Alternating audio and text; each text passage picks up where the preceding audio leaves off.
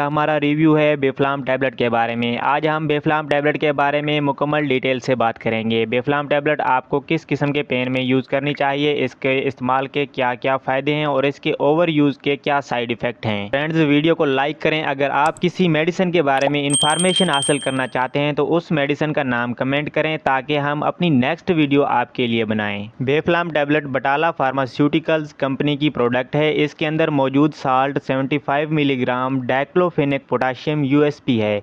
ये एक pain killer tablet है। ये टैबलेट पाकिस्तान में बहुत ही मशहूर है दर्द को ख़त्म करने के मामले में। मर्द, ख़वातीन, जवान, बूढ़े सब यूज़ करते हैं। अगर इनको किसी भी किस्म का दर्द होता है तो फ़ौरन उनकी ज़ुबान पर बेफ्लाम टैबलेट का ही नाम आता है।